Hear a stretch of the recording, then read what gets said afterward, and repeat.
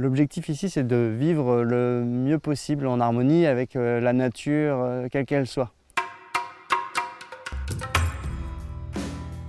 Donc Bel Air, c'est 15 hectares, effectivement, au bord d'un lac, à Priziac. C'est 9 habitants à l'année ici, qui ont leurs habitats individuels. Il y a donc, sur les 15 hectares, il y a 5 hectares de prairies et 10 hectares de forêt. On a actuellement 4 chevaux, un dindon, un canard coureur indien. On a 5 moutons d'Ouessant.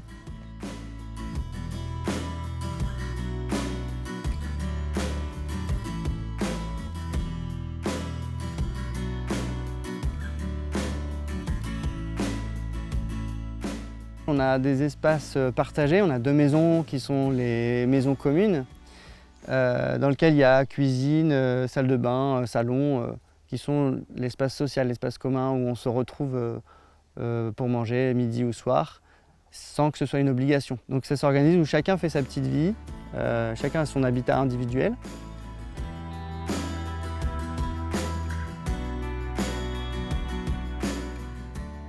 Il y a pas mal de gens qui parlent d'autarcie, donc nous c'est pas ce qu'on vise.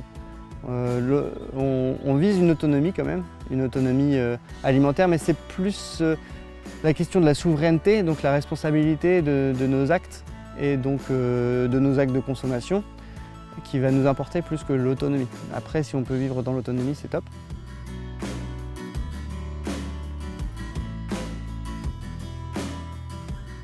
Les valeurs, c'est vraiment, ça va être le moteur de nos énergies au quotidien. Donc il va y avoir la liberté qui est notre valeur principale, mais il va y avoir aussi la coopération, l'entraide, le partage. Ça c'est des valeurs qui nous tiennent, on en a 16. Et après il y a les axes. Donc les axes, c'est vraiment la direction vers laquelle on va. C'est plutôt comme un guide vers ce qu'on souhaite construire ici. C'est un guide de projet, quoi.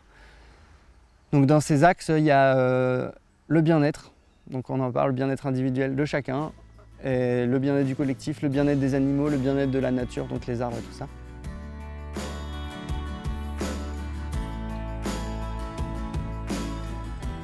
Il faut qu'il y ait de la joie, il faut qu'il y ait du plaisir dans toutes les activités qu'on fait, que chacun individuellement puisse s'épanouir dans ce qu'il est et ce qu'il fait, et que du coup le collectif aussi puisse s'épanouir là-dedans.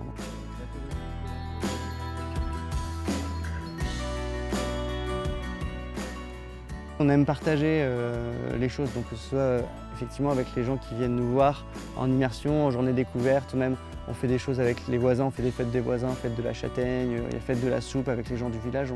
Vraiment l'idée c'est d'avoir une vie riche sociale qui n'est pas enfermée sur nous au sein de l'éco-village et qui est vraiment ouverte.